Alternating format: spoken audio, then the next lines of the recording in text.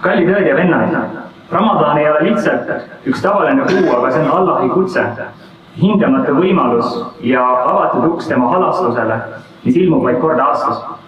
See on aeg, mil meie pattude koorem võib saada kergendust, meie südamed saavad puhastatud ning meil on võimalus siiralt Allahi juurde tagasi pöörduda.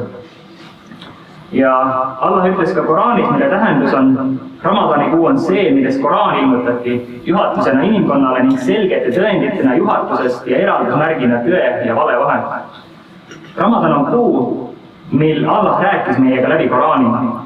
Need on meie looja sõnad saadetud meile kui valgus pimeduses, päästeteeks eksituses. Aga kui paljud meist on sellest valgusest eemaldunud, kui palju päevi oleme lasknud mööda ilma, et me oleksime pööranud tähelepanu sellele juhatusele, Koraanile. Ja Ramadan on meie võimalus taastada see side. Ja prohvet sallallahu alaihi wasallam ütles, kui Ramadan algab, avatakse paradiisi väravad, suletakse põrguväravad ja seotakse saatana tahelatesse. Ja mõelgem selle peale hetkeks.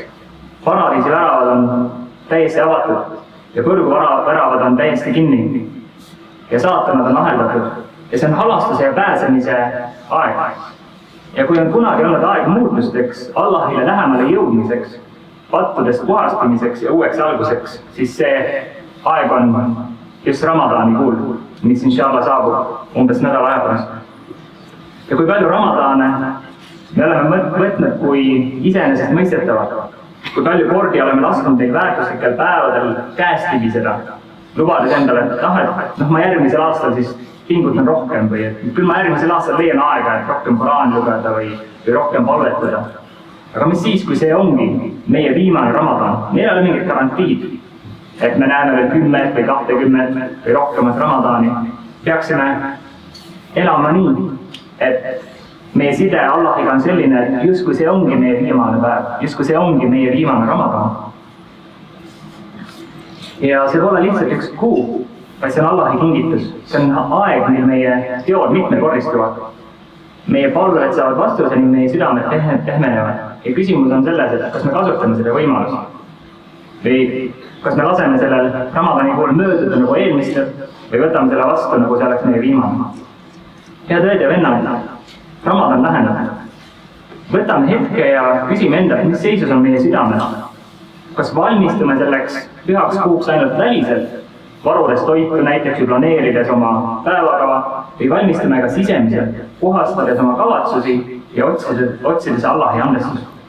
Prohvet sallallahu alaihi wasallam ütles, tegusid hinnatakse või teod on vastavalt kavatsustele ja iga inimene saab selle, mida ta kavatsus.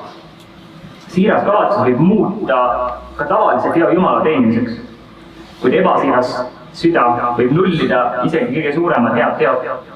Ja mis on meie eesmärk sel Ramadanil? Kas me paastume lihtsalt harjumusest või sellepärast, et teised paastuvad, et no ma siis paastun ka, et mitte tunda piinlikkust? Või me paastume selleks, et otsida Allahi meelehead, puhastada oma hinge ja saavutada tema halastust. Ja Allah annab meile käsu Koraanis, mille tähendus on ja pöörduge patukahetsuses Allahi poole kõik koos, usklikud, et te võiksite olla edukad. Ja kui palju katte oleme me kogunud ja kui palju palveid oleme me unarusse jätnud, vahele jätnud, tegemata nende õigetel aegadel. Kui palju oleme lausunud me sõnu, mis on kellelegi haiget teinud. Aga Allahi halastus on piiritu. Ta ootab, et me pöörduksime tema juurde tagasi. Ja kujuta ette inimest, kes siseneb Ramadani koormatud igasuguste pattudega, kuid siira kahetsuse läbi jätab selle kuu maha puhtana, nagu äsja sündinud laps. Ja igaüks neist võib olla selline.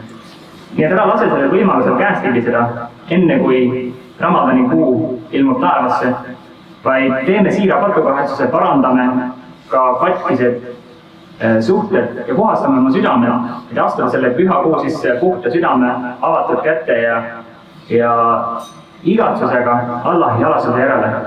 Palume, et Allah laseks meil Ramadanini jõuda puhaste kavatsustega ning teeks sellest meie täieliku andestuse kuu.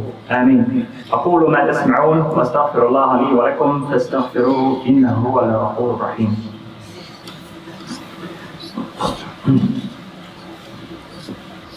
Head õed ja vennad, Ramadan ei ole ainult paastumine, see on muutumise aeg. See on meie võimalus taasavastada Koraan, parandada oma iseloomu ja luua harjumusi, mis kestavad ka pärast Ramadani. Kuid kas me tõesti haarame sellest võimalusest kinni või laseme sellel käest libiseda? Ramadan on Koraanikuu, kuid kas me loeme seda ainult peatükkide lõpetamise pärast või selleks, et sellest juhatust saada? Ja Allah ütleb, mille tähendus on, kas nad siis ei mõtiskle Koraani üle või on nende südamed lukustatud. Ärgu olgu meie eesmärk ainult lehekülgede lõpetamine, vaid ka nende mõistmine ja oma eludes rakendamine. Samuti arvavad paljud, et paas tähendab vaid söömisest loobumist. Aga kui me ei loobu ka halvast kõnest ja halvade tegude tegemisest, siis kas meie paast on tõesti täisväärtuslik? Sest prohvet sallallahu alaihi wasallam ütles, kui keegi ei jäta maha valet ja halbu tegusid, pole Allahil mingit vajadust, et ta loobuks oma toidust ja joogist. Tõeline paastamine tähendab ka südame ja keele puhastamist. Ja kui me tahame Ramadanist tõeliselt kasu saada, peame selleks valmistuma juba praegu. Ja prohvet Muhammad sallallahu alaihi wasallam ütles, et Allahil on kõige armastatumad teod need, mis on järjepidevad, isegi kui need on väikesed. Nii et alustame lisapalvetega, võib-olla ka õise palvega, kes meid suudab, ja vikriga, Koraani lugemisega, juba täna. Kui me harjutame enne Ramadani, saame sellest kuust võtta maksimum, inshallah. Nii et, kallid õed ja vennad, me ei tea, kas me elame järgmise Ramadanini. Seetõttu peame seda ettevalmistust võtma tõsiselt. Nii et lähenegem sellele õnnistatud kuule siiruse, patukahetsuse ja pühendumusega ja parandame oma sidet Allahiga. Palume, et Allah annaks meile võimaluse jõuda Ramadanini hea tervise ja tugeva usuga ning et ta võtaks vastu meie paastu, palved ja kõik head teod. Amin.